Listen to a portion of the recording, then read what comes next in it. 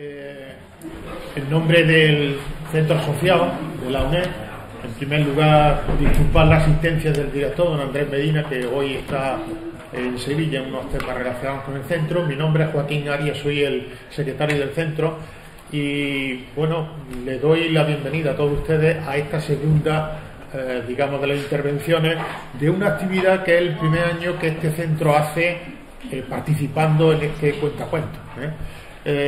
Nos sentimos bastante contentos de poder participar con una asociación más de Úbeda en una actividad que nos pareció que merecía la pena participar en ella.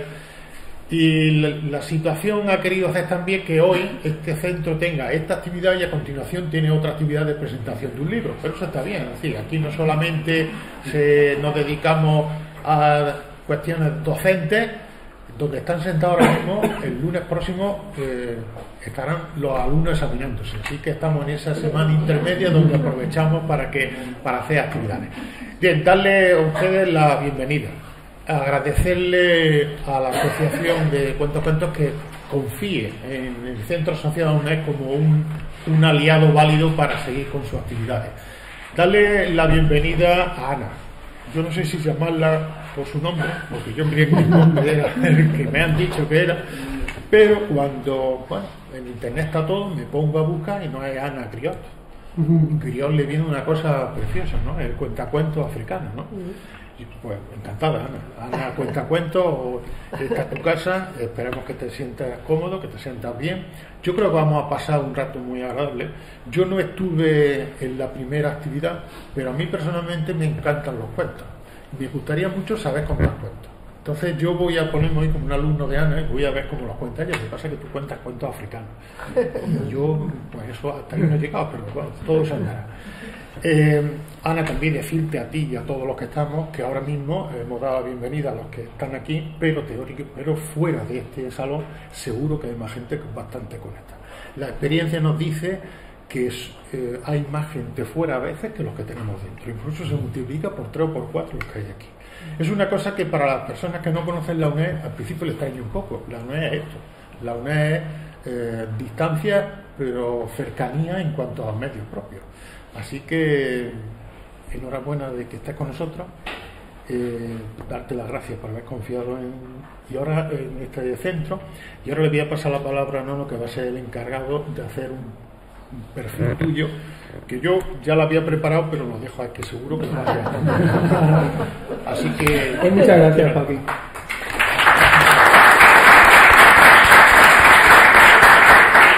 Bueno, aunque supongo que la mayoría de la gente que está aquí ya la conoce porque ha sido visitante en nuestro festival de Úbeda se cuenta, pero como dice Joaquín, hay mucha gente por ahí afuera, así que hago una semblanza muy sucinta. Ana Griot, en realidad Ana Cristina Herrero, tiene formación como filóloga. Lleva muchísimos años, no entramos nunca en fechas concretas, por lo que lleva la educación, dedicándose al mundo de la narración oral, pero también a la escritura y a la edición.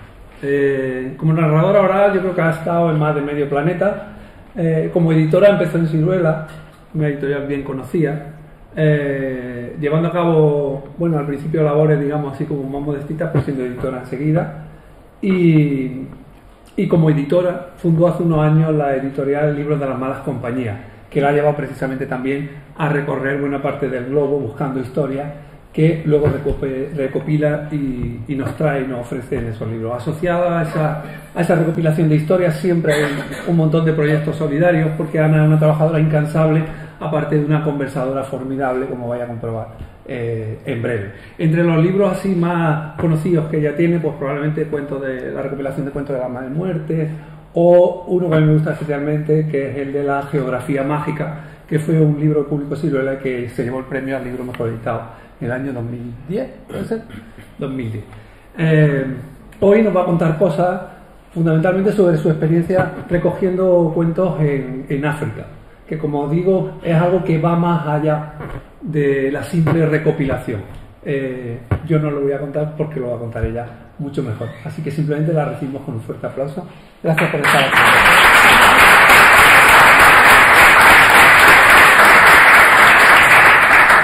Bueno, muchísimas gracias a la UNED por recibirme aquí en su casa. Muchísimas gracias, muchísimas gracias, asociación. Muchísimas gracias a todos por estar aquí. Muchísimas gracias a los que estáis ahí, del otro lado, viendo esto. Bueno, yo nací en León hace no mucho tiempo. Y cuando era pequeña, mi padre me llevaba todos los domingos a casa de una señora que tenía un pañuelo negro, que ataba aquí con un doble nudo.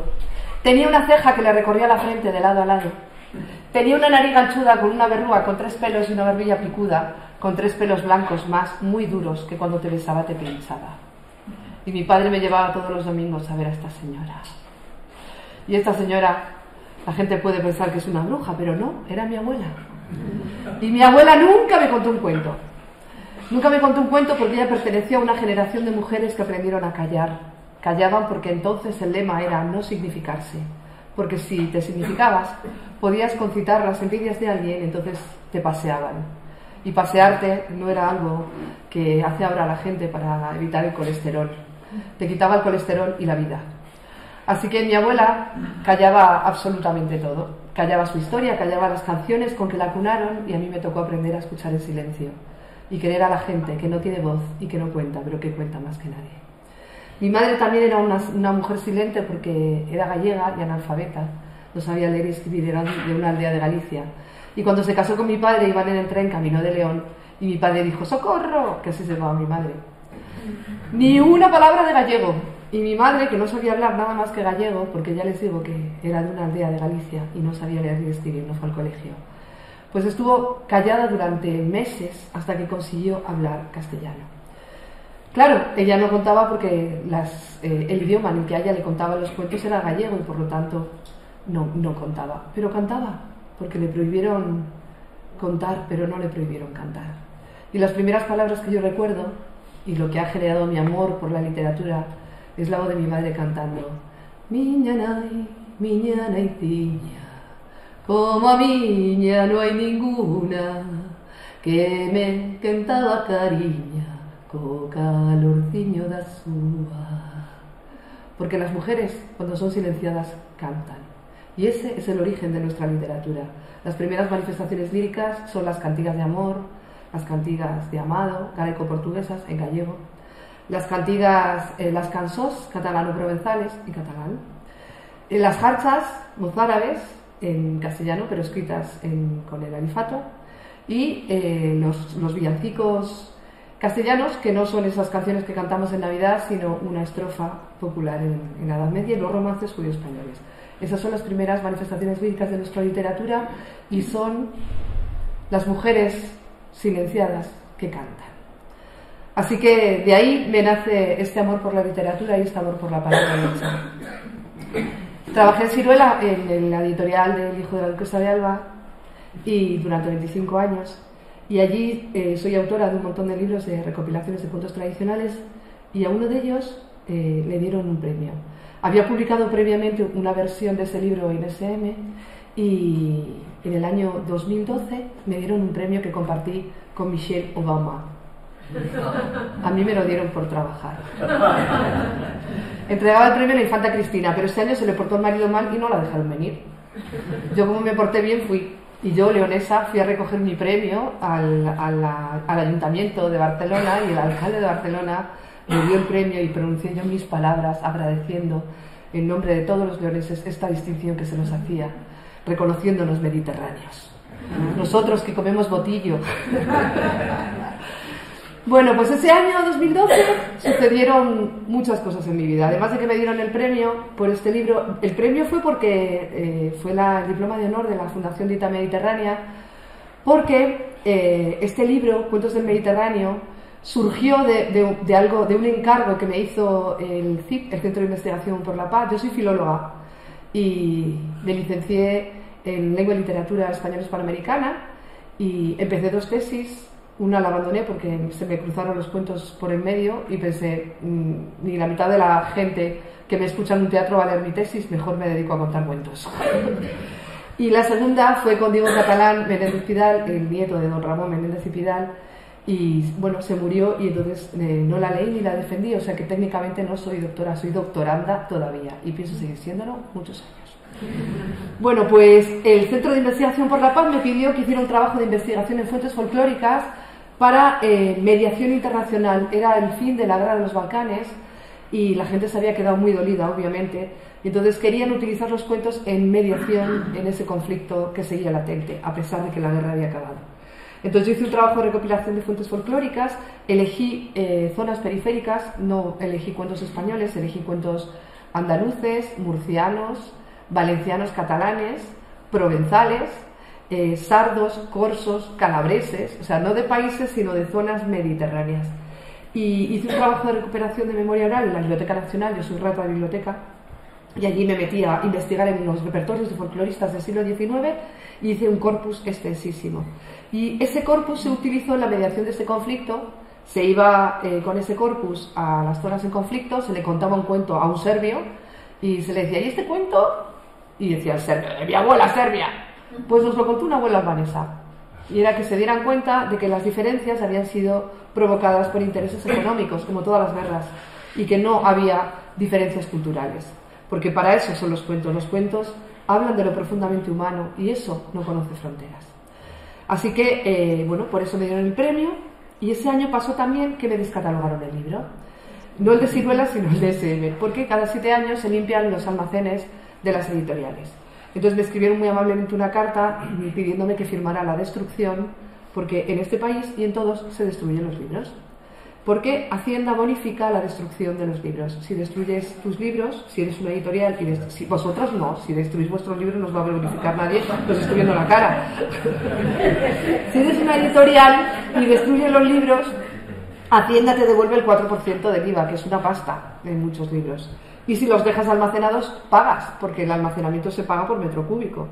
Entonces, las editoriales cada 7 años limpian y destruyen. Había un horno crematorio precioso en Hacienda con un notario que daba fe pública de la destrucción y ahora, como somos ecológicos, pues hay una máquina que los pica, pero se destruyen igual. Entonces yo en León fui a un colegio de monjas y aprendí a desobedecer.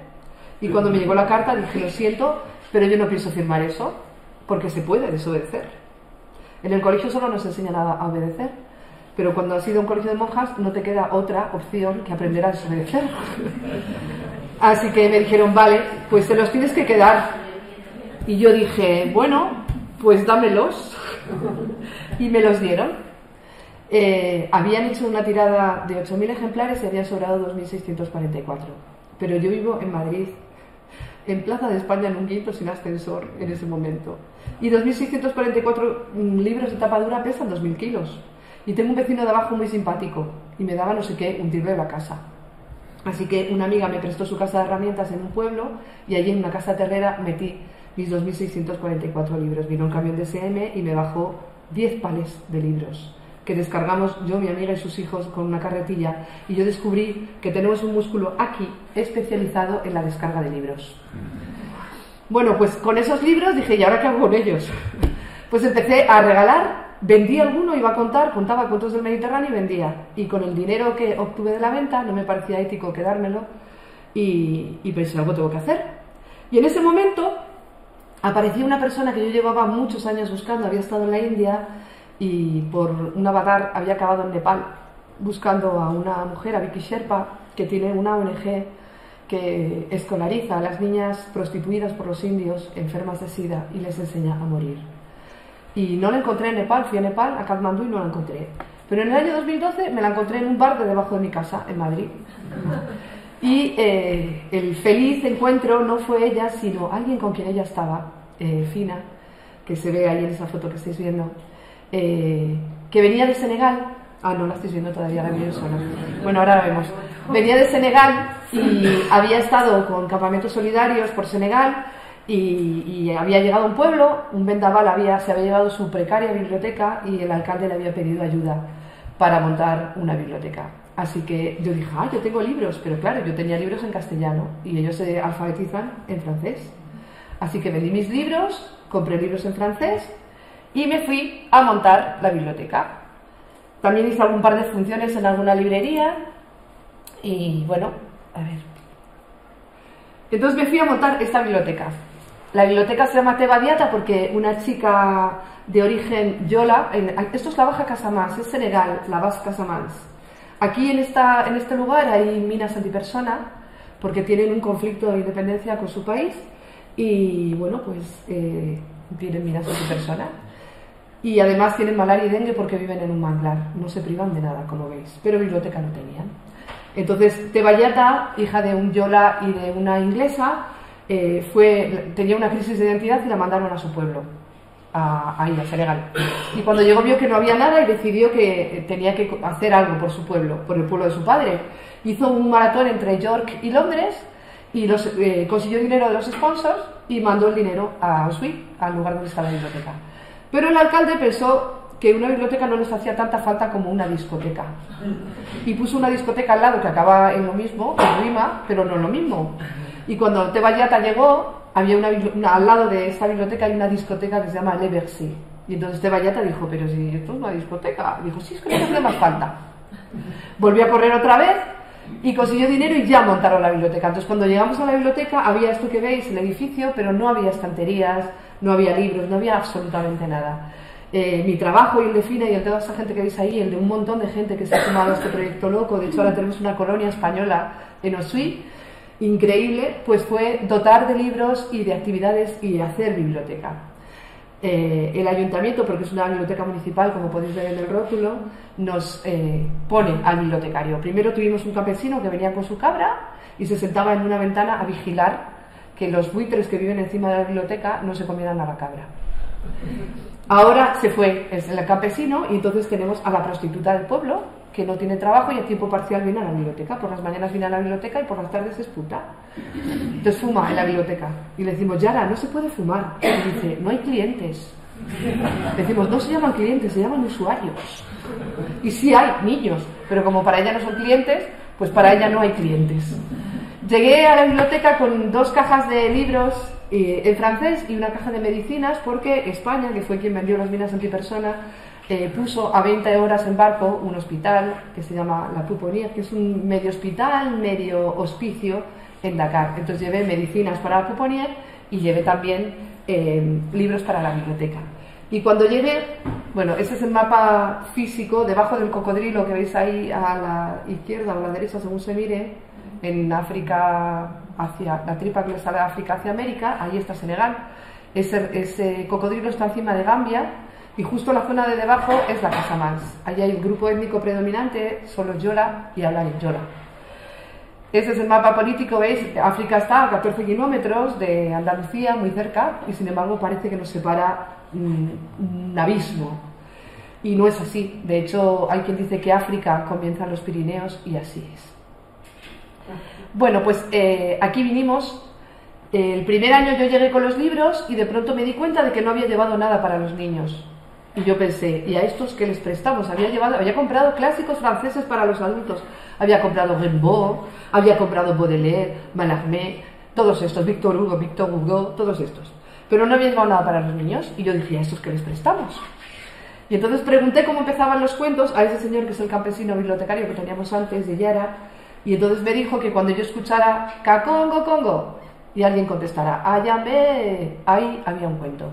Aquí en la Casamance no hay griots, porque los griots pertenecen a sociedades islámicas, donde hay castas, y aquí no hay. Entonces ellos cuentan cuentos todo el mundo.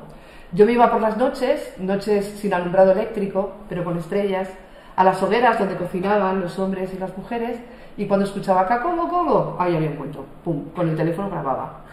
Grabé como 200 cuentos, muchísimos. El bibliotecario me tradujo los títulos de los cuentos, me tradujo los cuentos también al francés, y yo hice un listado y puse: la abuela Oma Yoyu cuenta el dragón que se comió el sol. El abuelo Jean-Bernard Yatta cuenta la niña de la calabaza. Y entonces los jueves invitaba a los abuelos que me habían contado los cuentos y a los niños, y venían a la biblioteca. Y entonces los niños, era el momento del préstamo. Los niños se podían llevar prestado un abuelo. Miraban en la lista, veían qué cuento querían escuchar y se llevaban prestado al abuelo. Había que devolverlo. No te podías quedar con un abuelo aunque te gustara más que el tuyo, que a veces pasa. Y había que devolverlo en buen uso, porque si no penalizábamos. Te lo podías llevar a donde tú quisieras y el abuelo se dejara, obviamente.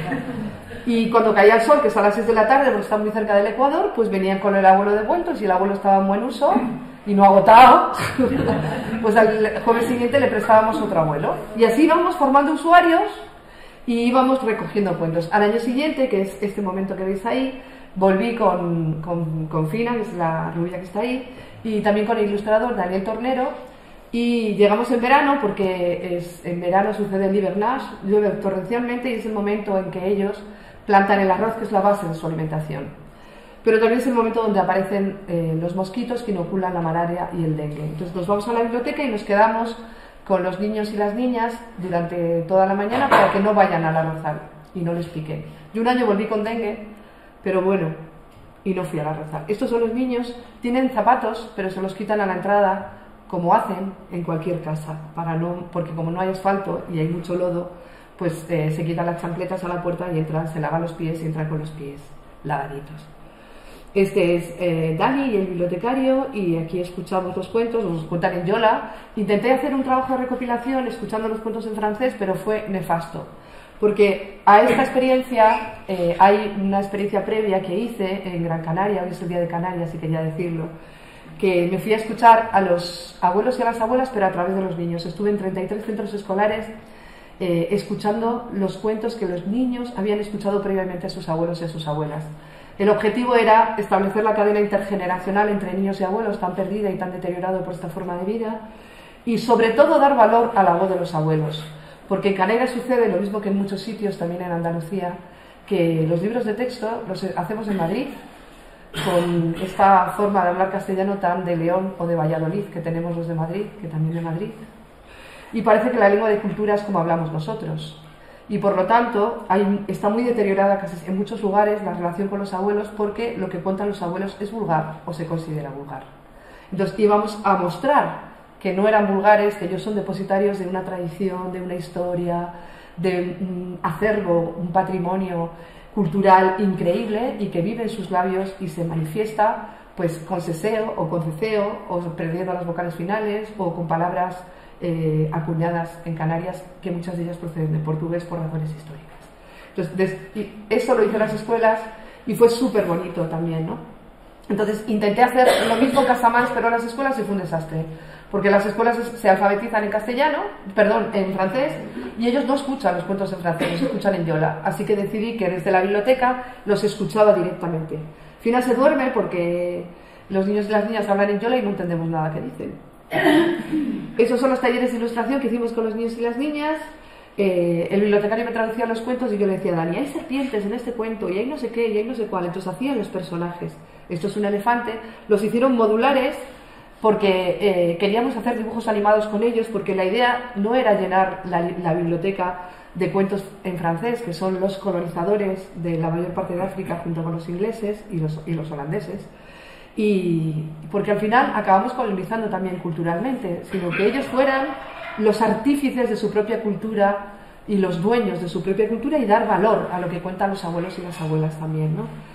Además, bueno, la colonización parece que ha acabado, pero no es así. Francia, sobre todo, sigue decidiendo quién gobierna en esos países y quita y pone dictadores según le conviene económicamente. Entonces tampoco queríamos favorecer eso. Entonces hacemos personajes modulares porque hicimos dibujos animados con ellos. Eso es una serpiente, hicimos diferentes serpientes. Ilustramos con diferentes técnicas porque nos quedamos con ellos toda la mañana. Y vino por fin el momento de la exposición de todo lo que habíamos hecho. Vino el señor alcalde y nos nombró hijas predilectas de Osui. Ya nos podemos morir en Osui porque nos entierran, fijaos qué suerte. Hicimos también la donación, porque ellos son muy así protocolares, la donación oficial de los libros. Llevamos libros de maneras que no puedo contar públicamente. Y en las maletas de los voluntarios, saltándonos todas las aduanas, porque los libros cuando llegan a Senegal pagan un 40% del PVP de aranceles y un contenedor cuesta 3.000 euros. Así que esto hicimos. Fue una cosa... Presentamos el corto, hicimos un corto de animación con un programa de stop motion que ahora os mostraré.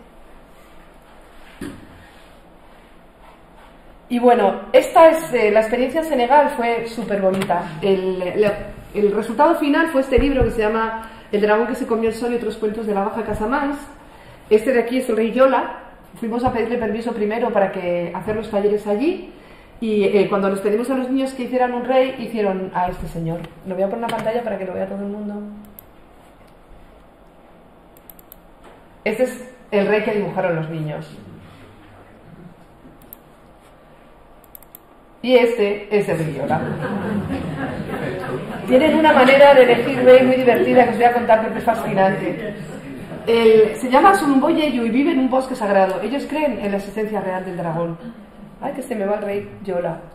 Bueno, pues cuando se les muere el rey, eligen... A ver, escape. No lo voy a poner así en pase de diapositivas porque se me va el rey y quiero que lo veáis.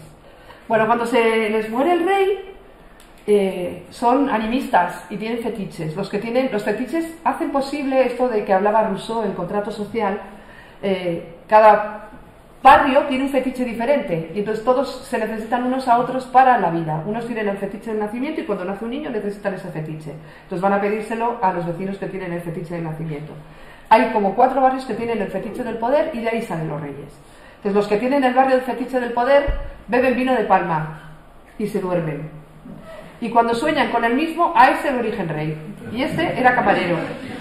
Y lo eligieron rey. Y no quiere ser rey, quiere ser camarero. Porque lo tienen en un bosque sagrado ahí, descalzo, lo veis, escuchando los problemas de todo el mundo. Y cuando cae la noche tiene que ir a resolverlos con su propio pecunio, como el nuestro casi, ¿verdad? Tiene 3 mujeres, una la eligió él, otra se la eligió el pueblo y otra la heredó del rey anterior. La que heredó del rey anterior tiene 70 años y tiene que hacer felices a las 3. Lunes y martes duerme con la de 70. Miércoles y jueves duerme con la que él eligió. Viernes y sábado duerme con la que le eligió el pueblo. Y los domingos, como Dios, descansa. ¿Y quién creéis que es la más exigente? La de 70. Así que los martes y los miércoles no se le puede ir a visitar porque está de mal humor porque no le han dejado dormir. Es maravilloso el Asunumboyeyu. Fuimos a verlo y a pedir permiso y nos dijo que él estaba muy contento de que estuviéramos en la biblioteca porque nosotros éramos un modelo diferente de persona y a él le parecía muy importante que los niños de su comunidad vieran formas muy distintas de ser persona, casi como los nuestros, ¿verdad?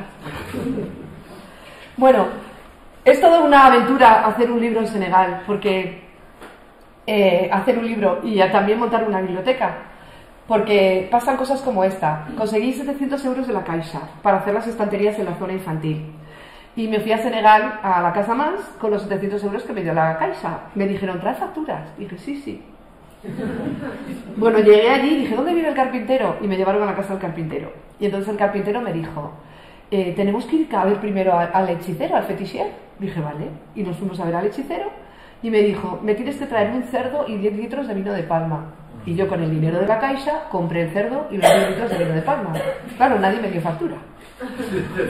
Fuimos a ver al hechicero y nos citó en una ceiba, en un árbol, para cortar el árbol para hacer las estanterías, porque se nos olvida que las estanterías vienen de árboles, y vienen.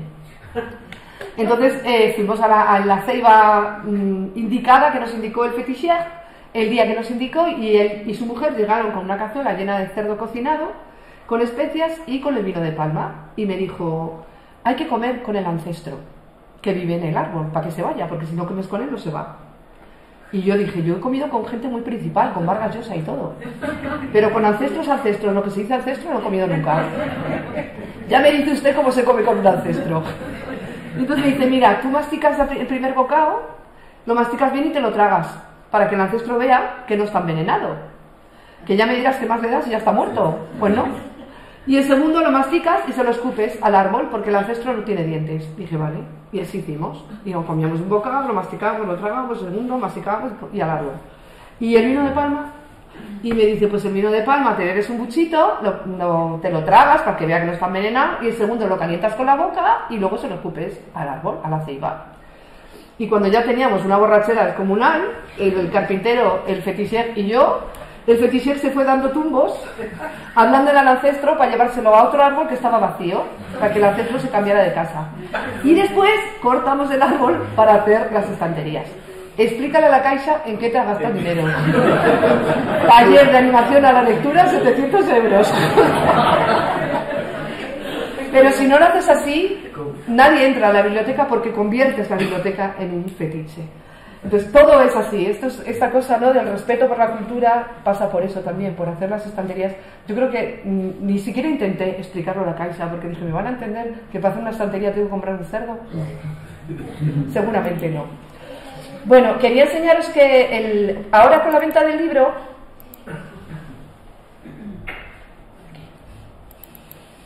Ay, no, esto no es. Con la venta del libro... Bueno, ahora sí, os enseño esto. Con la venta del libro estamos alfabetizando a las mujeres. En España no nos dieron mucha bola con este libro y este proyecto tan loco, pero en Francia sí. Y una de las cosas que me preguntaron fue por qué no hacía los libros allí. La razón es obvia, no hay papel, 1. 2, traerlos a España me cuesta un dineral en aranceles. Y allí, ¿quién me compra los libros si tienen una cultura oral? En África hay más de 2000 lenguas y prácticamente ninguna se escribe. La cultura es oral. Pero entonces yo pensé, no tienen papel, pero tienen tela. Y estamos haciendo libros de tela con sus cuentos. El prototipo lo hacen unas chicas de Guadalajara que se llama Totopo Brown y se cose allí en una cooperativa de mujeres. Entonces estamos haciendo libros de tela en la Casa Más y también en Mozambique, que ahora lo veréis.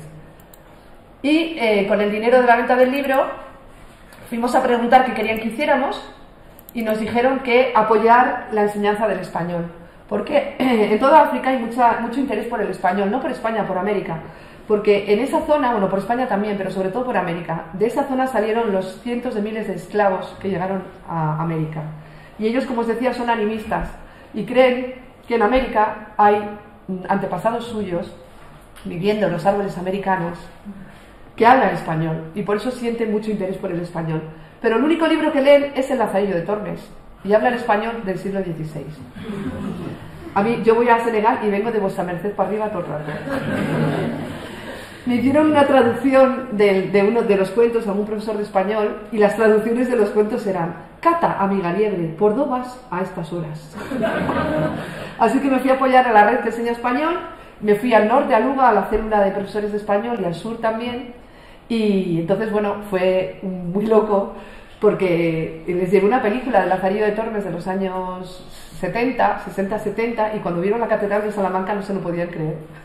Porque no conocen la piedra como elemento constructivo. Y dicen, ustedes se meten a rezar debajo de esa piedra enorme, se les va a caer encima.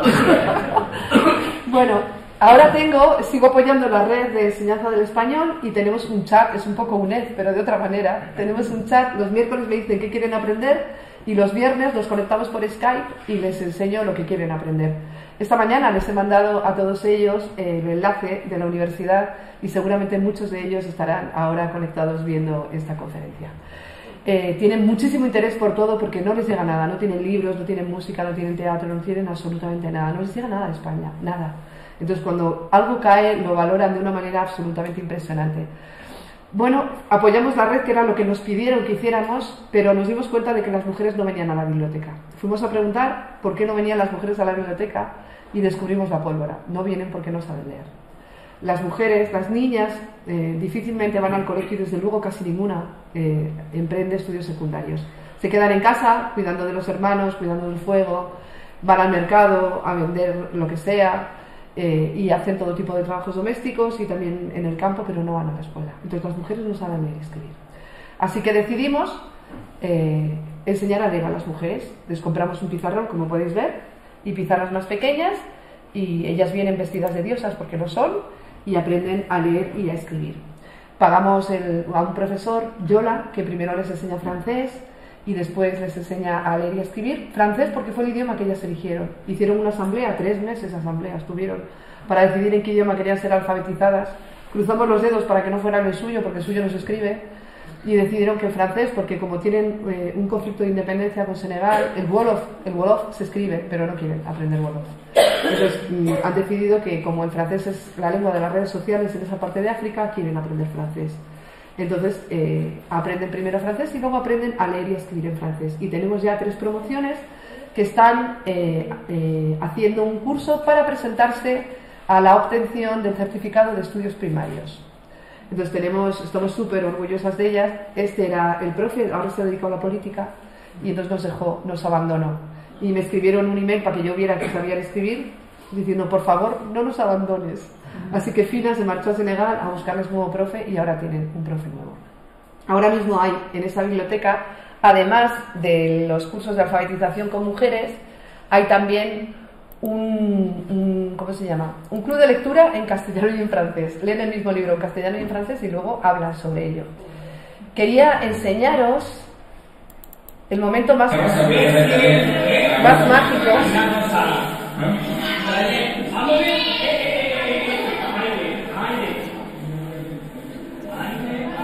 Llevamos los papeles en blanco y allí los pintan. Con un dedo, es la consigna, ¿veis? ¿Te han preparado el dedo?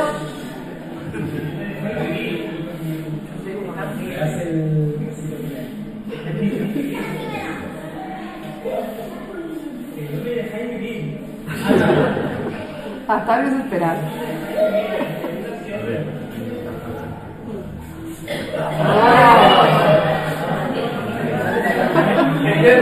El dedo, con un dedo. ¿Veis que hay uno con un dedo? Es hijo de un español.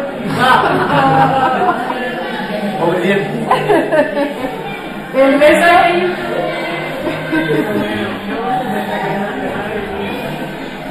Es el momento clave, cuando pintamos los papeles, porque veis, llegan negros y salen de colores. Esta es la perfeccionista.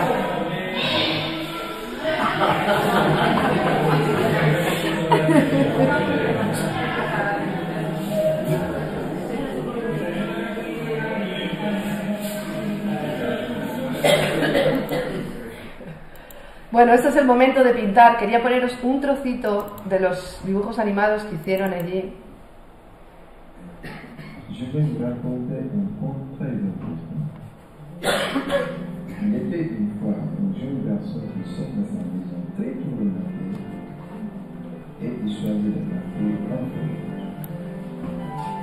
Arrivé là-bas, il rencontre un grand serpent qui voulait lui faire du mal.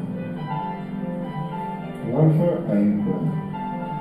Il a couru parce qu'il avait tellement peur. Por eso hicimos los personajes con grapas, para que tuvieran movilidad. Ellos hicieron los personajes, llevamos un trípode y una cámara, hicieron también las fotografías y con un programa de stop motion hicieron. Y los contextos son las telas de las mujeres.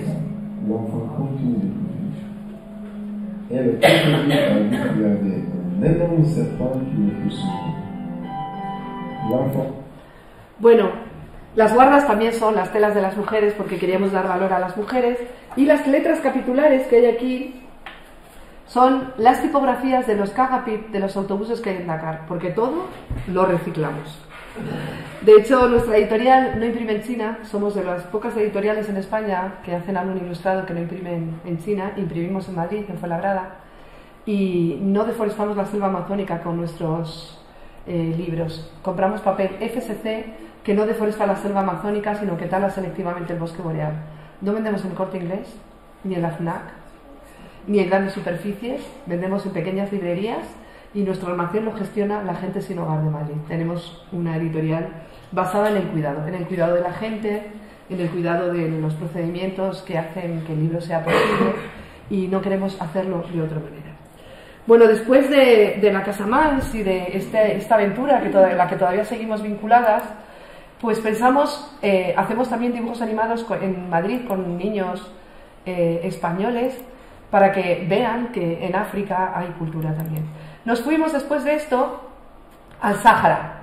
No sé si es necesario que yo explique qué pasa en el Sáhara. Seguramente no, ¿verdad? ¿O sí?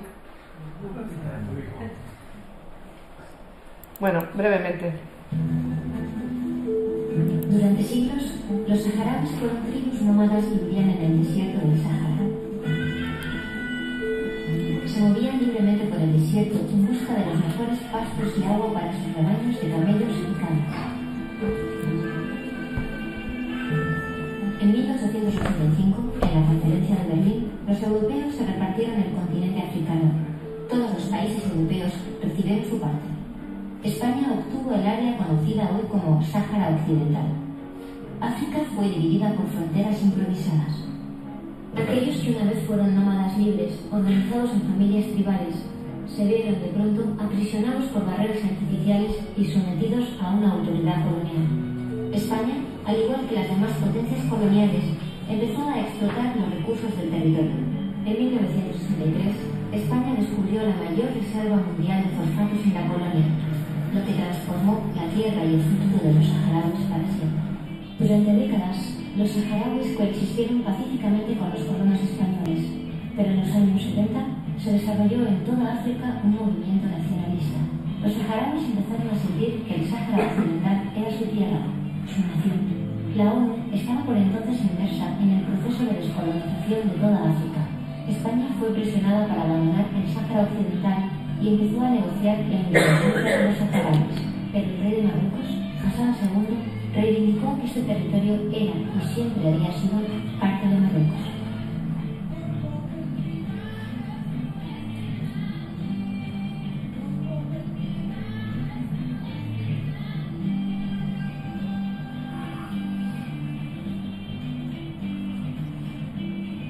Estados Unidos y Francia presionaron a una débil España para que evitara una guerra con Marruecos por un territorio que iba a abandonar de todos modos. El Sáhara Occidental era solo un peón más en el juego de ajedrez mundial entre Estados Unidos y la Unión Soviética. Era la Guerra Fría.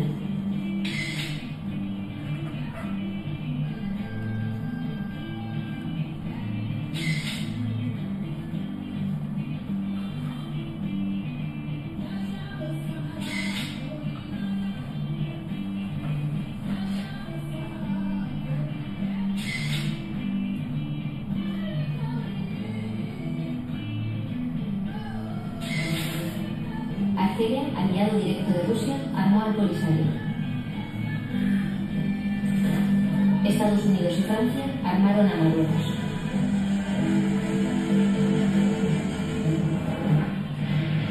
Tras años de conflicto armado, el ejército marroquí no conseguía derrotar a las guerrillas del Polisario.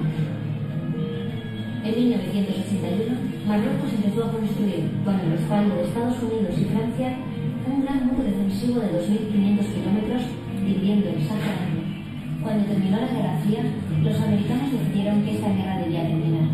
En 1991, ambos bandos aprobaron un plan de paz preparado por Naciones Unidas con una única condición: que se celebrase un referéndum en el que los saharauis decidiesen el futuro del Sáhara Occidental.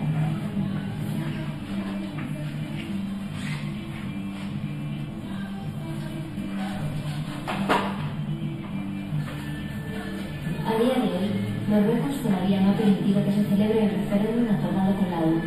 Durante 20 años, Estados Unidos y Francia han apoyado en la ONU a su aliado, Marruecos, para evitar que se lleve a cabo el plan de paz. Esto ha dado lugar al status quo. La mitad de los saharauis esperan una solución en los campos de refugiados en Argelia, mientras la otra mitad permanece bajo la ocupación marroquí en el Sáhara Occidental.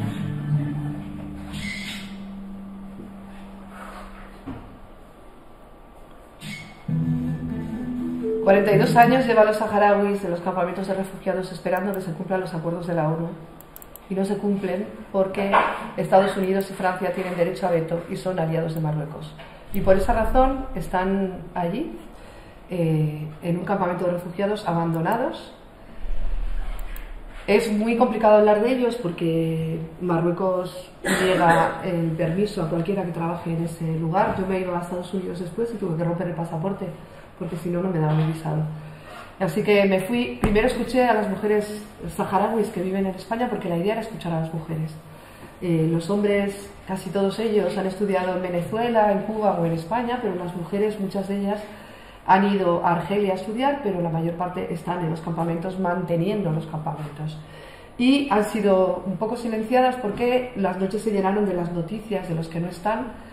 Y ahora mismo los niños no conocen, y las personas menores de 40 años no conocen cuentos tradicionales saharauis porque hablan de un pasado nómada. Así que nos fuimos al Sáhara, donde también hay minas antipersona, y estuvimos escuchando a las mujeres saharauis. E ilustramos con ellas, ilustramos con henna, que es ese polvo rojizo que se ponen en el pelo y que también utilizan para hacerse dibujos en los brazos y en las manos, sobre todo los días de fiesta, y pintaron el hermoso cielo saharaui. Aprovechamos el FISAHARA, que es un festival de cine que se celebra en los campamentos de refugiados, y allí nos fuimos con permiso del Polisario. Quisimos ir después al Sáhara ocupado, pero Marruecos nos denegó el visado, así que no pudimos ir. Y allí estuvimos, Daniel y yo fuimos a escuchar. Ese señor no es un terrorista, es un saharaui que lo ha tapado porque vive en un desierto.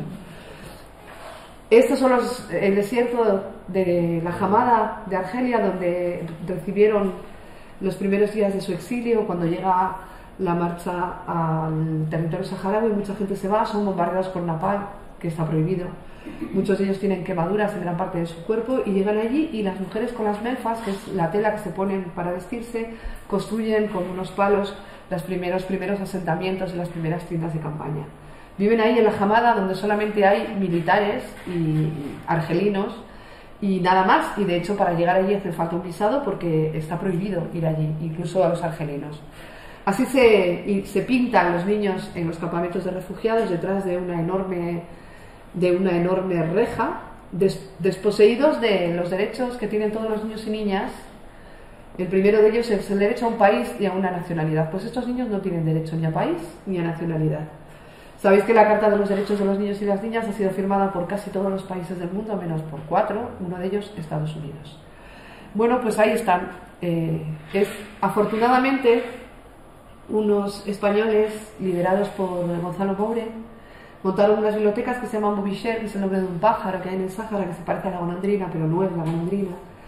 Y cuando los niños que viven ahí encerrados van a la biblioteca y abren un libro, pueden salir de su encierro. Porque esta es la magia de la literatura, darnos alas, como el pájaro Boubicher, y hacer que podamos salir a otros lugares y encontrarnos con otras realidades. Son las bibliotecarias y bibliotecarios, las bibliotecarias vestidas con su melfa tradicional, y allí nos fuimos a escuchar a las mujeres. Esta es la Jaima, que es donde viven las mujeres saharauis. Es muy raro todo porque cuando recoges memoria oral es muy importante generar un clima de intimidad.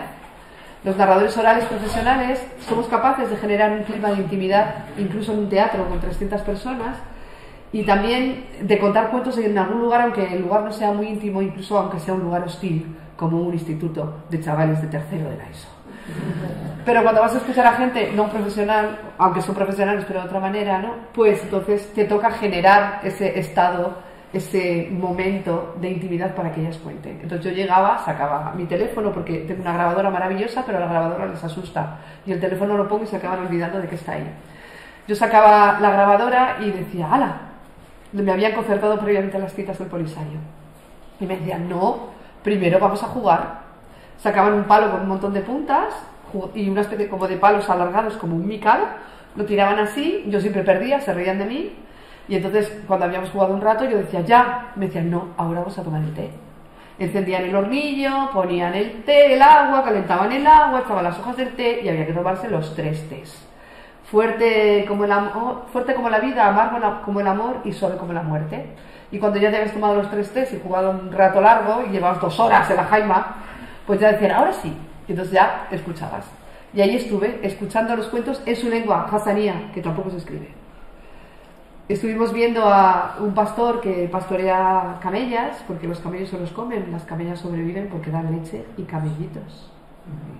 Y este es el interior del Boubicher, de la biblioteca. Fue más fácil porque las tareas de traducción, porque aquí en los campamentos de refugiados la gente habla castellano, la mayor parte de los hombres hablan castellano, las mujeres no tanto, pero los hombres sí. Frente al yola, que hay 4 yolas diferentes, y era una locura la traducción del yola, porque del yola Kuatai tenía una informante mujer que me traducía al yola casa, porque ella no sabía francés, y del yola casa el bibliotecario me traducía al francés y yo al castellano, imaginaos. Entonces yo oía cantar, ¿no? Y yo decía, ¿qué dice? No me comas cocodrilo. Claro, yo escuchaba una canción, entonces en el texto, la traducción española, hay unos versos, porque yo escuchaba una canción. De todas maneras, en la página web de la editorial, www.librosdelasmalascompañías, sin ñ y sin acento.com, se pueden escuchar los audios en el idioma original, en yola y en hasanía, en este caso. Bueno, fuimos a ilustrar con las mujeres, ilustramos con henna, con botecitos de henna que compramos allí. Hicieron las dunas, hicieron los contextos, hicieron las estrellas, hicieron las jaimas. Eso es una abuela como la mía, pero con cuernos. Y estos son los niños saharauis de nuestra casa. La mayor parte de los cuentos son de erizos, porque simbólicamente el erizo es un animal pequeño, muy cabezota. Los niños no tienen perros, los perros beben mucha agua. Las mascotas son erizos. Y cuando un niño tiene mascota erizo, y si no lo tiene también, hay que mirar muy bien primero los zapatos antes de ponértelos, porque ahí se meten por la noche los erizos y los escorpiones. Entonces, el erizo es un ser pequeño, muy cabezota, que consigue sobrevivir en el desierto gracias a su constancia, gracias a su tenacidad. Y simbólicamente representa al pueblo saharaui, que lleva 42 años en ese desierto, sobreviviendo lo mismo que el erizo. Esta es la historia de la cabra roja, la cabra himera, que se parece muchísimo a la historia de los 7 cabritos, pero son 4 cabritas. Y es como una contaminación o una mezcla entre Tío Lobo y las 7 cabritas. Es un cuento que nos contaron allí en el Sáhara. Esta es una niña que pintó un personaje que se llama Sherazú de Arabú, de un cuento impresionante que habla de la lealtad al clan y a tus hermanos, aunque no entiendas sus decisiones. Esta es una aproximación. Hay un personaje típico en los cuentos saharauis que se llama Cherta, que es como el Jaimito de los cuentos, o como los de Lepe, pero Cherta. Y es como así, como el tonto, pero el que siempre consigue salir airoso. Hay un cuento de Cherta que cuenta que cuando te vas del Sáhara y regresas tienes que llevar caramelos a los niños. Es un acto de buena voluntad y de agradecimiento a la comunidad a la que vuelves. Y cuentan que Cherta se fue de viaje y se le olvidó comprarle nada a los niños. Así que cuando volvió, los niños salieron en tropel a recibirlo, como suelen hacer los niños en el Sáhara, gritándole: ¡Cherta, Cherta! ¿Qué nos has traído, Cherta? Y entonces Cherta los miró y les dijo: ¡ay! Os he traído caramelos, pero los he dejado allá, en lo alto de la duna. Y los niños se fueron corriendo a la duna, y cuando Cherta vio a los niños corriendo a la duna, dijo: ahí va, se van a comer todos los caramelos. Y se fue corriendo detrás de ellos diciendo: ¡dejadme alguno! ¡Dejadme alguno! Fijaos qué tonto. Bueno, ayer les salió una gracia impresionante. Este Cherta, que lo manda a su madre a comprar patatas, las tira rodando por la duna y de pronto ve que van a llegar antes que la casa y sale corriendo y le dice a las patatas: ¡esperad, que me va a reñir mi madre! Esos son los niños del Rubicher, el erizo, los erizos que hicieron los niños con collage. Este es Yuha, que es un personaje que forma parte, es como el listo, es como el Nasruddin, y pertenece a toda la tradición oral del Mediterráneo. Lo hay incluso en Sicilia, que se llama Yofá.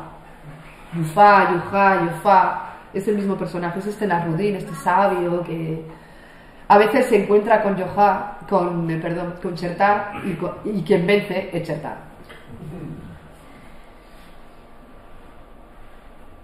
Y esta es la jaima por fuera, y los niños saharauis que dan las gracias por todo este trabajo y toda esta implicación.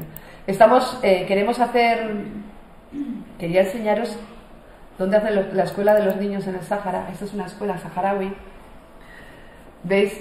Reciben esas mesas de las cosas que les echamos en España, y como no tienen con qué decorar las paredes, le ponen los papeles en los que reciben los regalos que les mandan sus familias españolas, las familias con las que se implican, porque muchos de ellos vienen en verano a este proyecto maravilloso que se llama Vacaciones en Paz, aquí a Úbeda, vienen algunos seguro.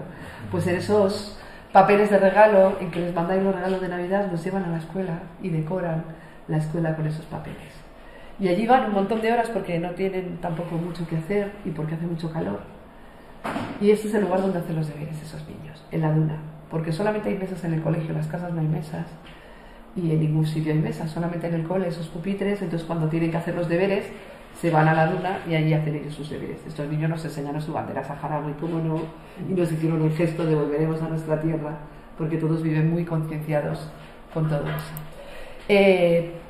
Estábamos planteándonos qué hacer para devolverles, porque destinamos, como decía en el otro libro, un porcentaje a un proyecto de alfabetización o de cultural allí, y entonces nos pidieron que hiciéramos un trabajo de volver a poner en relación a los niños con las abuelas. Lo que pasa es que eso lo está haciendo ya el Ministerio de Cultura de la República Árabe Saharaui Democrática. La ministra hizo el prólogo del libro, Jariya Hamdi, que es la viuda del antiguo presidente de la República Árabe Saharaui Democrática, un país no reconocido por muchos países. Entonces, por un lado tenemos este proyecto, y por otro lado el rector de la Universidad de Tifariti nos pidió que tradujéramos el libro a Hassania, que es su lengua. Lo que pasa es que tienen 3 hasanías, entonces estamos esperando a que se pongan de acuerdo para traducir el libro a hasanía, a su lengua, y que existan sus cuentos escritos en hasanía. Bueno, estos son los cuentos del erizo y otros cuentos de las mujeres del Sáhara, y cuando ya pensábamos que no existía gente más desheredada en África, como veis, elegimos dentro de África a la gente más desheredada, descubrimos que había gente que no solamente no tenía derecho a un país en la nacionalidad, sino que no tenía derecho a la vida. Y entonces conocimos a los albinos de Mozambique. Este lugar que veis aquí se llama T3, es un barrio de Maputo, y aquí vienen los albinos. Dentro se ve así en la oscuridad a un albino que se está resguardando del sol. Los albinos tienen una condición, no son enfermos, tienen una condición genética que hace que no tengan melanina en la piel, y por esa razón tienen muchos problemas. Tienen problemas de vista porque no tienen melanina tampoco en los ojos, en la retina, y se les quema, y por esa razón muchos de ellos se quedan ciegos. En España muchos de ellos forman parte de la ONCE, de la Organización Nacional de Ciegos Españoles. El genotipo de albinos en África tienen más resistente la vista porque la naturaleza tiene que compensar de alguna manera. Tienen algo muchísimo peor, que es el sol. El sol abrasador que hay en Mozambique. La gente que tiene la piel negra no usa protectores solares, y los albinos suelen ser gente muy desheredada, porque cuando nace un albino lo más frecuente es que el padre abandone el hogar, a veces la madre también, y por esa razón las mujeres se ven desprovistas de una fuente de ingresos, y por otro lado también de la posibilidad de trabajar, porque las mujeres en África no tienen acceso al trabajo remunerado. Entonces, la mayor parte, hay honrosas excepciones afortunadamente, y la cosa parece que está empezando a cambiar, pero muy veladamente. Entonces no tienen protectores solares, y aunque los tuvieran no podrían pagarlos. Llevamos protectores solares con una ONG que se llama África Directo en un contenedor, pero cuando llegan allí a veces tenemos muchas dificultades para que nos dejen desembarcarlos en el puerto. Y aquí en este sitio entregamos los protectores solares para que se los pongan en la piel, porque empiezan a tener heridas, y eso, que ellos creen que es por comer pescado, son cánceres de piel que los conducen a la muerte. La esperanza de vida de un albino en Mozambique son 20 años. Los albinos en Kenia, Tanzania, Malawi, República Centroafricana son considerados espíritus. En muchos lugares de África, ancestralmente se consideraba que los albinos daban mala suerte por ese color de piel que tienen. Pero en el año 2000 los traficantes de órganos vieron la oportunidad de conseguir órganos de manera fácil y consiguieron convencer a los hechiceros de que los albinos daban buena suerte, y esa ha sido su mala suerte. Son capturados, mutilados, y sus órganos se destinan a confeccionar amuletos que dan la buena suerte. Ahora Amnistía Internacional ha avisado ya del repunte de secuestros de albinos, porque los políticos creen que si tienen un amuleto de albino van a tener mejores resultados en las elecciones, y por esa razón ha aumentado el secuestro de albinos. Los mutilan, y el hígado, el pulmón, el corazón, los riñones, estas cosas que no quedan bonitas en los amuletos, se los lleva a los traficantes de órganos para el comercio internacional. Lo que está detrás de los albinos, de la desaparición y la mutilación de albinos, es el comercio de órganos, no es la barbaridad africana. Esto sucede en Kenia, Tanzania, Malawi, República Centroafricana, Mozambique y ahora Sudáfrica también. Y se va extendiendo. Hace poco en Mali entraron unos militares o paramilitares en una choza, había una madre con 2 niñas albinas, se llevaron a una de 6 años y apareció sin cabeza, signo inequívoco de que se había usado en un rito. Además, tienen la creencia de que cuanto más sufre el albino, más suerte da el rito. O sea, imaginaos, locos, tortura. Pero no solamente eso, además mueren de cáncer de piel, y luego hay una bonita creencia también, que si llegas a una albina te curas del SIDA. Con lo cual, además de tener cáncer de piel, la mayor parte de las mujeres tienen SIDA.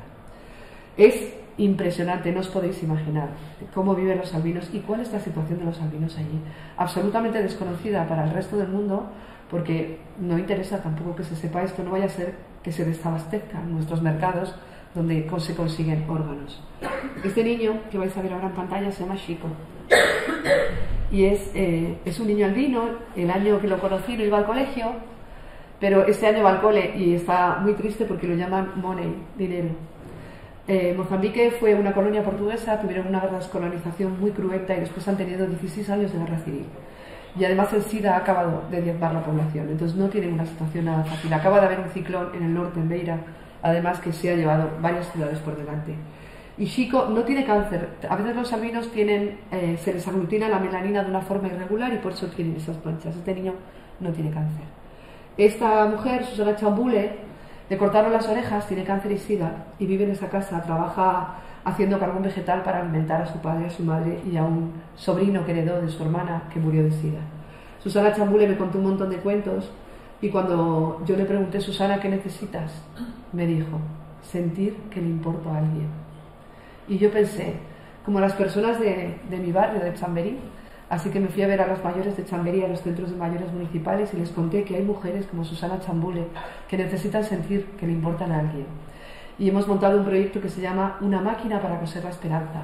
Las mujeres de Chamberí y Madrid nos han donado 70 máquinas de coser, que hemos llevado en contenedores a Mozambique, y ahora tenemos un centro ocupacional, ahí no habéis visto, en T3, y las mujeres y los hombres albinos están cosiendo su esperanza, están cosiendo la esperanza de tener una vida mejor, de tener al menos una vida.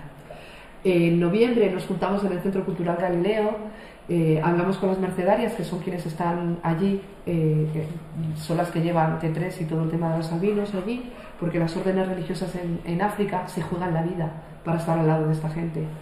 Y bueno, les pedimos a las mercedarias que fueran a buscar a Susana Chambule un jueves a las 11:30 de la mañana, hora española, y Susana Chambule apareció allí, nos conectamos por Skype, y 70 mujeres le dijimos que nunca más va a estar sola, porque a nosotras nos importa. ¿Nos podéis imaginar lo que fue? Para Susana Chambule fue impresionante, pero para las mujeres de Chamberí, que también necesitan sentir que les importa, que a alguien les importa, sentir que hay alguien ahí detrás, que puede recibir su solidaridad, su simpatía, que son una red de mujeres que se están apoyando, es una cosa tan increíble y tan hermosa que no solamente es bueno para las albinas, es bueno para las mujeres de Madrid. Así que ahí estamos con nuestro proyecto. Normalmente esperamos a vender el libro para hacer un proyecto, pero esta vez la necesidad era tan acuciante que antes de tener el libro empezamos a hacer el proyecto de Una máquina para coser la esperanza. Esta Cecilia Machinga tiene un hijo que se llama Santos, va al colegio, y en el colegio le dicen: tu madre tiene ojos de conejo. El prólogo de este libro lo hizo Alejandro Palomas, premio Nadal, que su madre es albina, y me contó que él cuando era niño le insultaban en el colegio La Salle y le decían: su madre tiene ojos de conejo. Lo mismo que a Santos, el hijo de Cecilia. Cecilia, el primer recuerdo que tiene es escuchar a su padre decirle a su madre: mátalas, a ella y a su hermana, también albinas, gemelas, nos traerán mala suerte. Huyeron en la noche, su hermana tuvo menos suerte y ella consiguió sobrevivir. Ese es el primer recuerdo que tiene Cecilia. Nos fuimos también a un lugar que se llama Jacumana, porque en Mozambique hay muchísimos niños que viven en la calle. Este se llama Sebastián, tiene 15 años y tiene sida. Y nadie apuesta por él, no puede ir al colegio porque ya no hay enseñanza pública con 15 años y además tiene muy poca esperanza de vida. Entonces viene aquí a Jacumana, que es un centro también religioso, pero no solo religioso, también hay gente no religiosa que está allí colaborando, y llega todos los días con su mochilita. Esas cuerditas que veis en su hombro son parte de una mochila que lleva en la espalda, porque él no pierde la esperanza de que un día lo lleven al colegio, pero ese día no llega. Y él me contó un montón de cuentos, Sebastián, es maravilloso.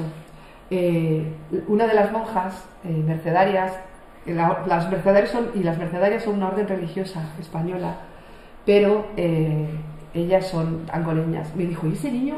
¿Cómo te parece guapo ese niño que es tan negro? Y yo le decía: pues como tú. Me decía: no, yo soy menos negra. Bueno, él me contó, como os decía, un montón de cuentos. Y este niño que veis de espalda se llama Deni Goba y es un niño de 4 años que también vive en la calle y también llega a Jacumana a tomar leche en polvo con agua por las mañanas y pan duro, que es lo único que comen, porque viven y duermen en la calle. Pues Deni Goba quería todo el rato contarme un cuento. Y yo, como no era albino y era pequeño, pues no quería mucho escucharle porque tenía mucho trabajo. Y yo por fin me siento a escucharle y Deni Goba me cuenta el siguiente cuento. Había una vez un gatito que una mañana salió de su casa con mamá gatita y papá gatito. Y se encontraron con los hombres verdes, los hombres que llevan fusil. Y los hombres verdes jugaron a la guerra con mamá gatita y papá gatito. Y le preguntaron a gatito pequeño dónde vivía abuela gatito. Y gatito pequeño tuvo miedo y les contó dónde vivía abuela gatito. Y fueron a ver a abuela gatito y jugaron a la guerra con abuela gatito, con abuelo gatito y con los tíos del gatito. Y gatito pequeño se ha quedado solo. Menos mal que ha encontrado un sitio donde por las mañanas le dan leche caliente. Se llama Deni Goba y tiene 4 años. Estas son las mujeres de Masaka, de un lugar donde fuimos a escuchar cuentos, están alfabetizando, no saben leer y escribir, pero son depositarias de la inmensa sabiduría de los cuentos tradicionales africanos. Y esto es otra vez Sebastián. Y estos son los niños y niñas albinos que hicieron las ilustraciones del libro. Recogimos cartón de la calle por esta idea de lo desechable. Y ellos pintaron de blanco y todos los personajes están hechos con cartón pintado de blanco. Habían venido a recibir los protectores solares y aprovechamos el momento para hacer los talleres de ilustración con ellos. Cuentan muchos cuentos de conejos. Queremos mostrar a través del libro, cuentan los mismos cuentos que contaría cualquier niño en Mozambique, y eso es lo que queremos mostrar. Que ellos son personas, porque lo único que nos diferencia de los animales y de los espíritus es el humor, la capacidad de reír, porque las hienas no se ríen, solamente nos reímos los seres humanos, y además es nuestra resistencia contra esos que amenazan con devorarnos. Así que los próximos 4 años nos va a tocar reírnos un rato. Y otra cosa que nos diferencia también es la capacidad de fabular, eso que llamamos literatura. Entonces queremos mostrar que estos niños son personas, son seres humanos porque tienen literatura oral. Por eso recogimos estos cuentos que hablan de conejos, que es un ser pequeño y blanco como ellos, con los ojos rojos como ellos, y que consigue sobrevivir en la selva a pesar de que no tienen ni dientes, ni garras, ni colmillos, porque son inteligentes, porque la inteligencia es el poder de la gente pequeña para sobrevivir en un entorno hostil, donde hay seres más poderosos como los elefantes o los tigres. Estos son los personajes que hicieron con ese cartón que encontramos en la calle. También ilustramos con los niños de Jacumana, a los niños de la calle. Y esto es parte del proyecto Una máquina para coser la esperanza. Aquí estaban escuchando a las mujeres que se vienen a alfabetizar. Y estas son las máquinas que nos donaron las mujeres de Chamberí con su coquetísima mueblecito. Estas máquinas cosieron la esperanza y cosieron también la vida y la historia y la memoria de estas mujeres, porque hace no tanto, antes de que apareciera Zara y Bershka y Stradivarius y todos estos, todo se cosía en casa. Y cosieron la ropa de los bautizos, de las comuniones, de los entierros, las mortajas, la ropa de los niños de la escuela, todo. Y ahora están en Mozambique cosiendo la esperanza y la memoria de otras personas. Esta es una donante posando ahí porque queríamos que se conocieran, hicimos un reportaje fotográfico y estos son los que recibieron las máquinas.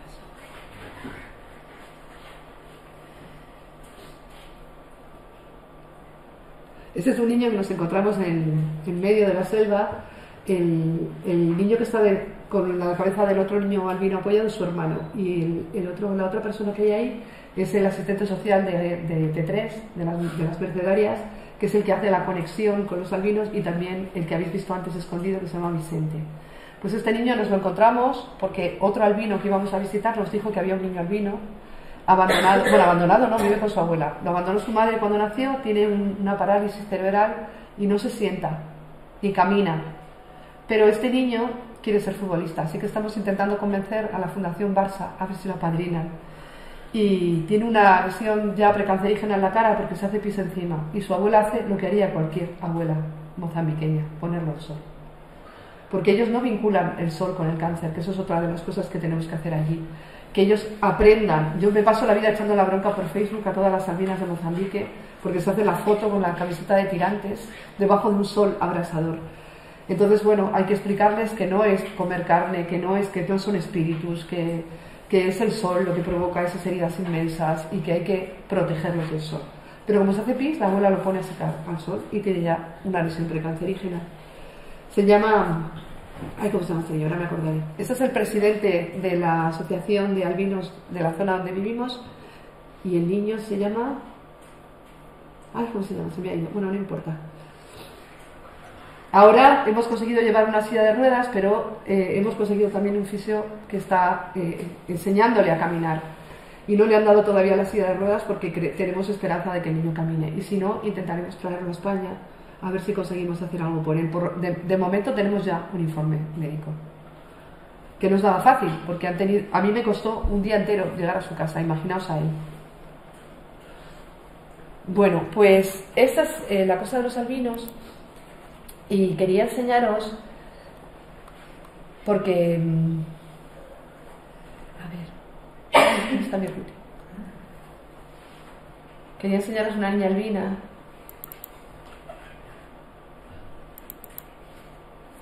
contando un cuento.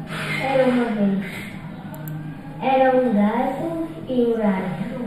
Había una vez un gato y un rato, Grandes amigos. que eran muy amigos. E o gato. Um dia decidiram fazer uma viagem. Y un día decidieron hacer un viaje. O gato foram fazer uma viagem.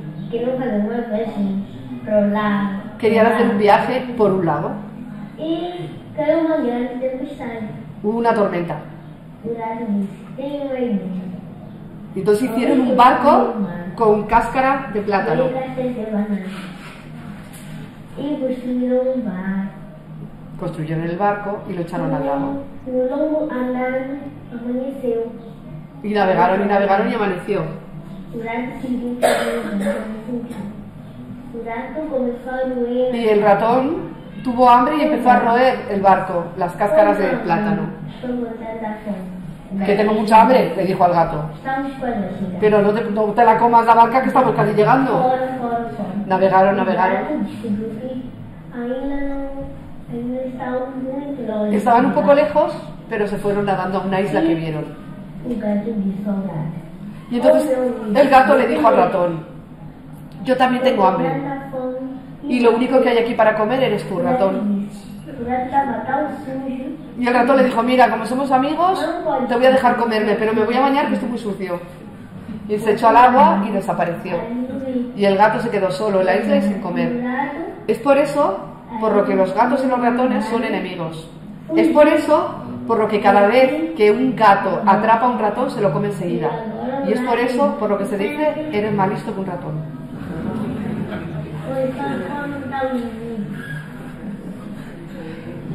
Contaron en Sangana y Ronda, pero algunos niños contaron en portugués.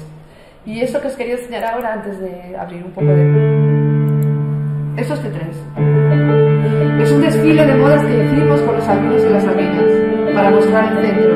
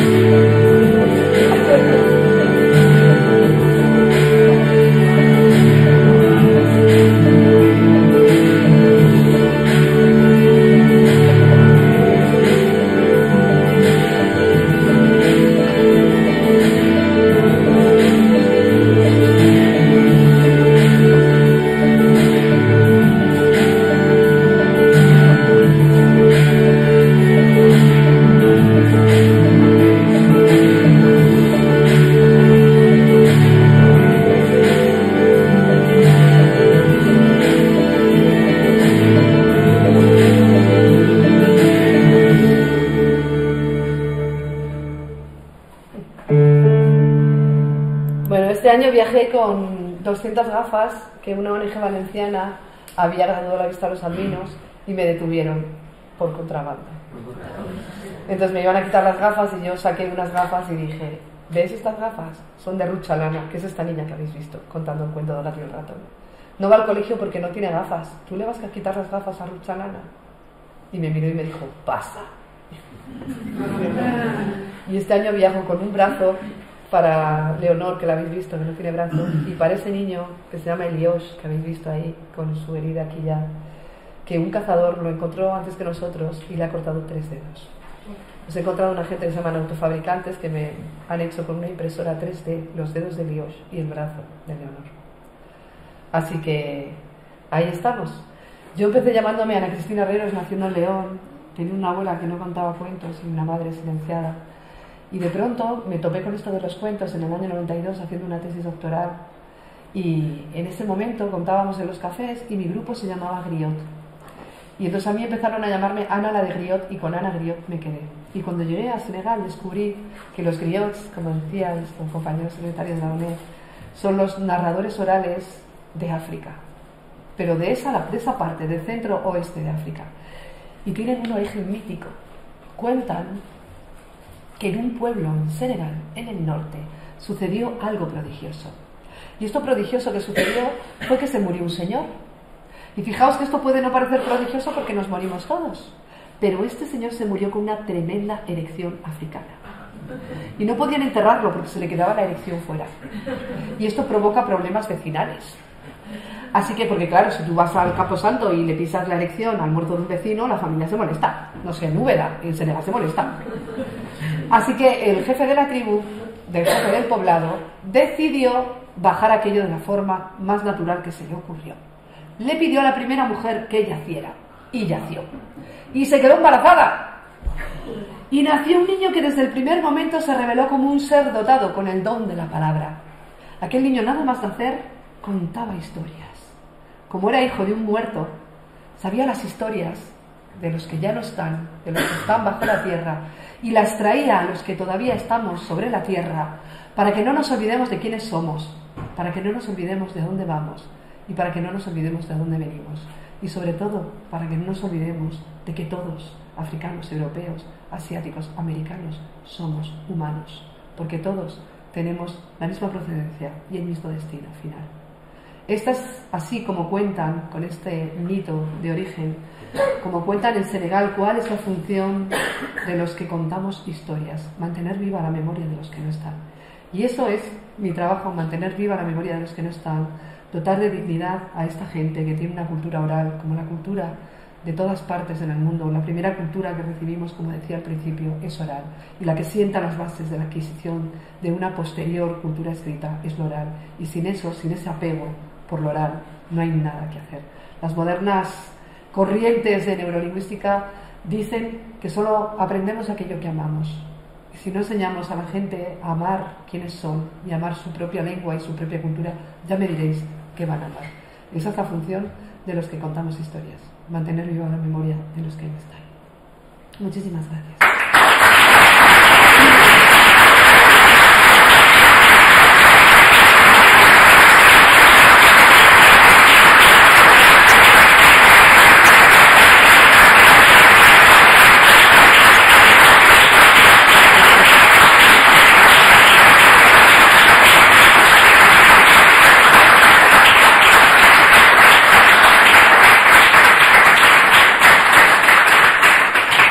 No sé si tienen alguna pregunta o algo que decir. Después de este ciclón afectivo por el que hemos pasado.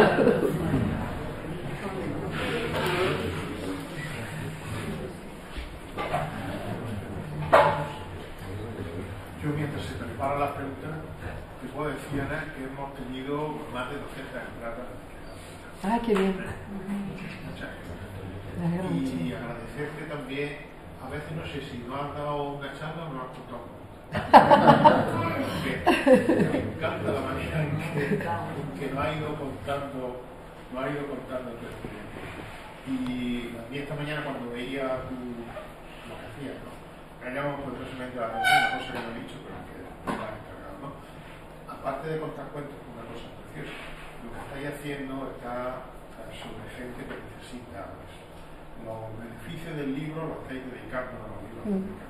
Y eso yo, sinceramente, creo que es una labor tremenda. Antes de que todo lo que hacéis por contar, porque contar, como tú dices, es no olvidar ni lo que somos, ni lo que venimos, ni lo que vamos. Eso es importantísimo. Pero cuidar de esa gente que vosotros cuidáis, Yo creo que todos los que estamos aquí presentes. Sí. Ahora en noviembre me voy a Camerún. Hay una gente que se llama los Waka, que son pigmeos, que tienen un canto difónico. Y les han vendido, su país vendió el bosque donde vivían a China para hacer papel, para hacer libros, ¿lo sabéis? Y los han alcoholizado para que no protesten. Y tienen unos problemas de salud mental bestiales. Porque el 80% de la población bebe alcohol, mucho alcohol. Y eso quiere decir que los niños también beben. Entonces, antes de que se olviden de quiénes son y de dónde van y de dónde vienen, vamos a recoger su memoria y también nuestro objetivo no solamente recoger la memoria, que también es visibilizarlos de otra manera.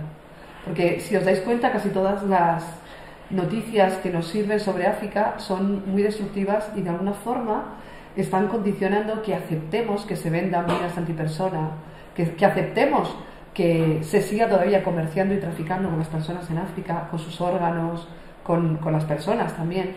La mayor red de prostitución que hay en Europa y en España viene de África y vienen asustadas por el vudú y por un montón de cosas y obligadas a ese menester.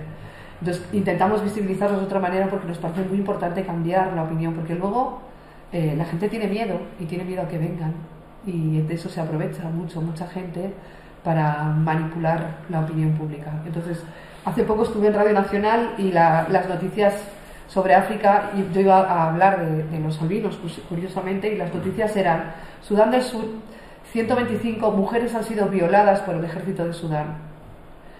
Las tropas europeas irán a restablecer los derechos civiles. Y cuando acabó, el periodista, yo le dije: qué mal nos estás informando.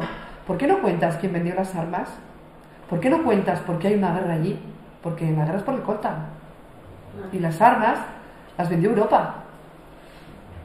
Entonces hay como una desinformación impresionante sobre todos estos temas que manipulan la opinión pública hacia una forma de ver a África y a los subsaharianos muy tremenda. Y la gente, cuando tiene miedo, pues pasa lo que pasa. Una pregunta, Ana.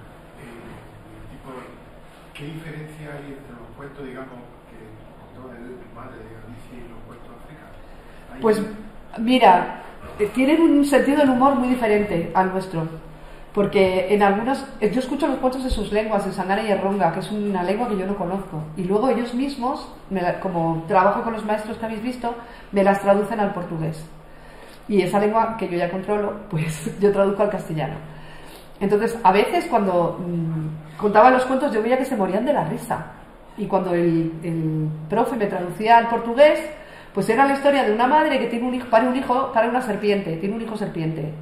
Y entonces el hijo serpiente se quiere casar, y entonces se casa con una, se la come, con otra se la come, y a la tercera ya no se la come, que ese cuento está también en nuestra tradición oral.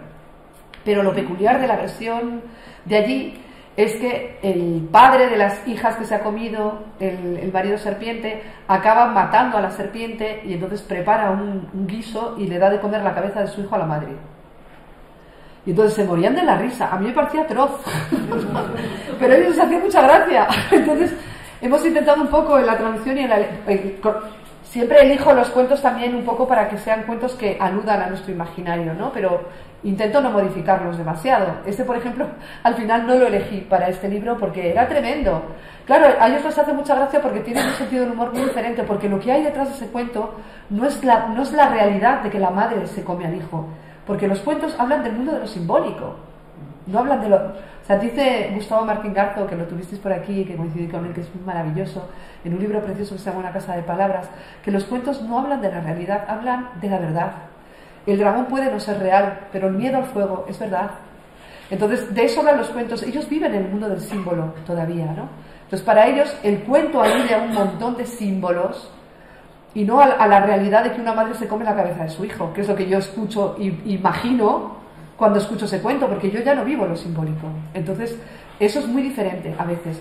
Pero aquí recogimos un cuento del medio gallo que se parece muchísimo a un cuento que se cuenta muchísimo en España, es el cuento del medio pollo. Y es prácticamente el mismo, el medio pollito. Pues lo recogimos de boca de un albino, de Enrique Joao, nos contó el cuento del medio gallo allí y es idéntico al de aquí. Entonces hay muchos cuentos que se parecen, hay otros cuentos que no, porque hay otros cuentos también, porque para ellos enseñan todo con los cuentos, entonces hay muchos cuentos de su mundo mágico, de su mundo de los espíritus. Ellos creen en los espíritus, por eso creen que los albinos son espíritus que se han muerto pero que siguen residiendo en el mundo de los vivos. Entonces para ellos es muy real todo eso.